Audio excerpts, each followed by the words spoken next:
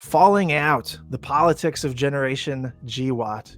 I had been working on this post for a while. The Wall Street Journal, of all places, had this, what they called Generation GWOT, the Global War on Terror, right? You know, Tulsi Gabbard, Pete Hegseth, JD Vance, they're not the only ones, but they are among a cohort of basically elder millennials, like this guy, who experienced military life, like this guy, during the War on Terror years, like this guy, right? And they sort of acknowledge that the Generation GWOT breaks left and breaks right.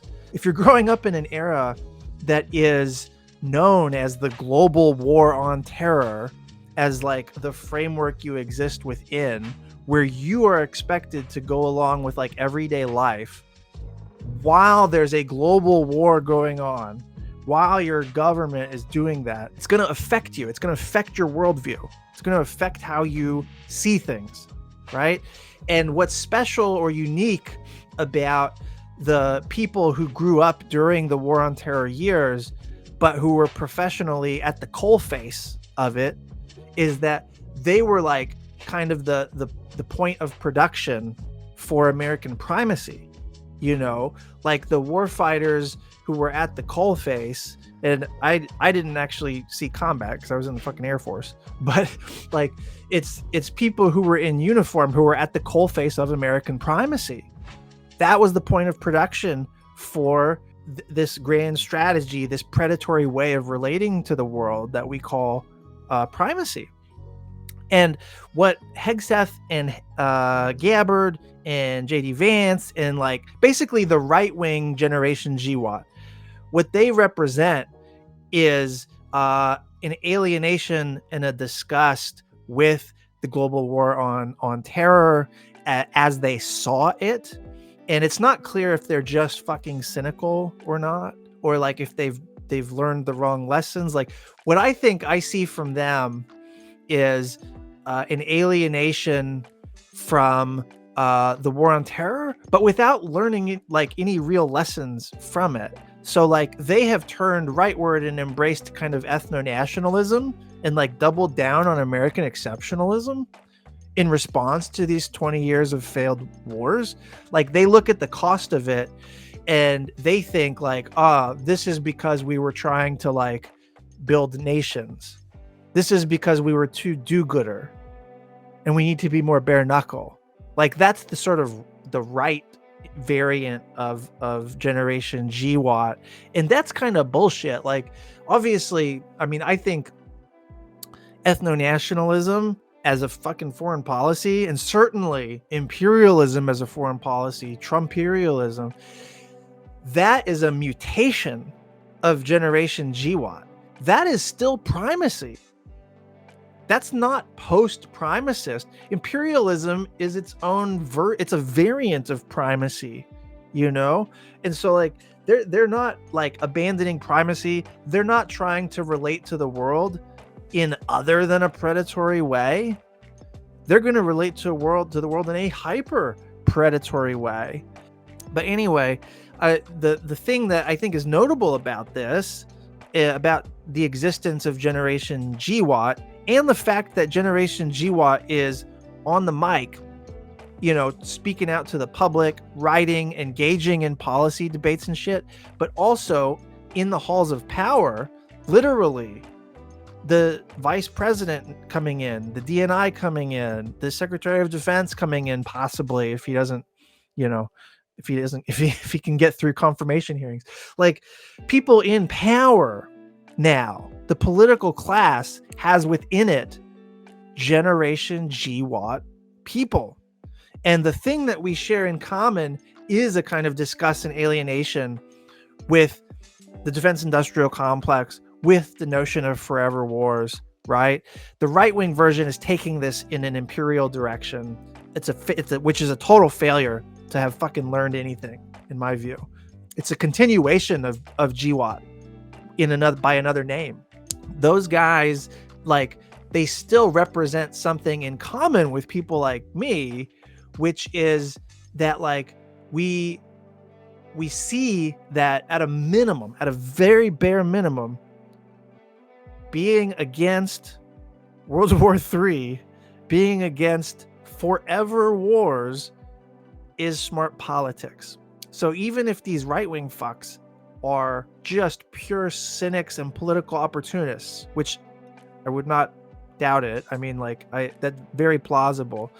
Even if that's true, the fact that they recognize that the political terrain has shifted and that war is not cool, war is not to just be taken for granted.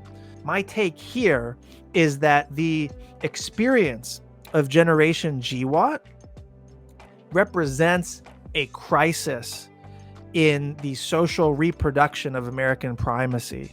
American primacy, this ideology of American power, right? That we relate to the world in a dominating, predatory way, and we have for decades now. That grand strategy is sustained by not a mass social order, not society per se. It's sustained by an elite social order, because foreign policy is an elite activity. And so foreign policy elites go to the same sets of finishing schools.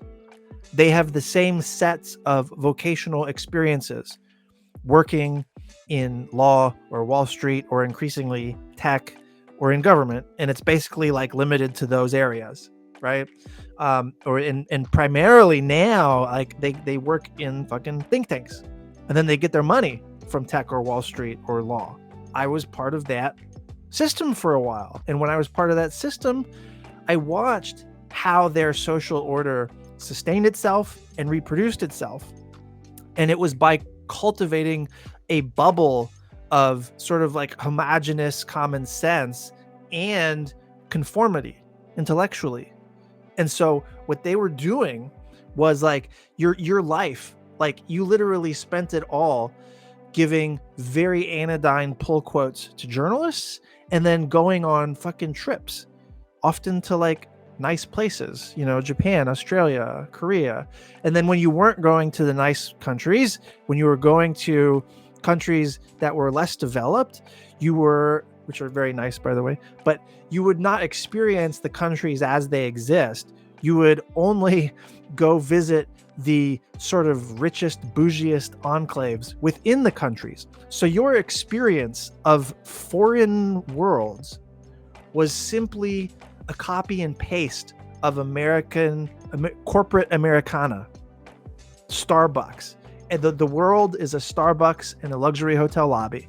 And everywhere you go, you're hitting the Starbucks, you're hanging out in the luxury hotel lobby, and then you're saying your 5 minutes or 10 minutes of remarks. You're going to meet with various government officials, and then you're going out and having excellent sushi at the best restaurants. And this is literally your fucking life. If that's how you live, you're very invested in sustaining it.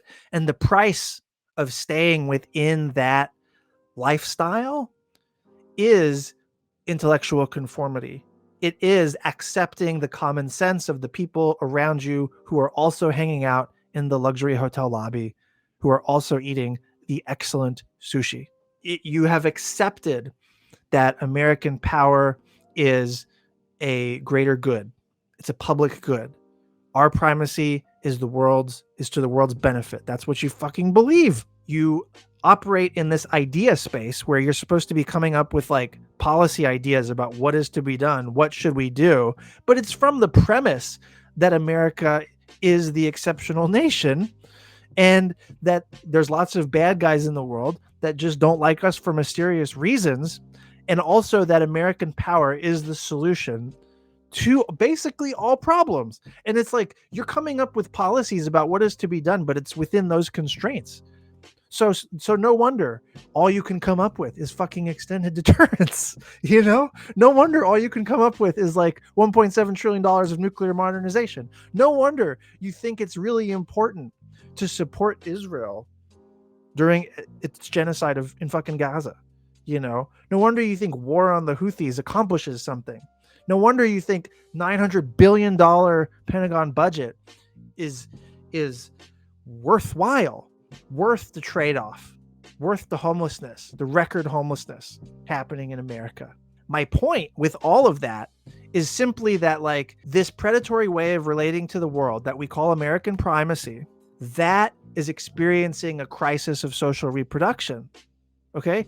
It's being taken, where it goes is up for debate and contest. And it's being taken under MAGA, it's being taken in an imperial direction, which is arguably even worse than the war on terror. And so we're not going toward liberation.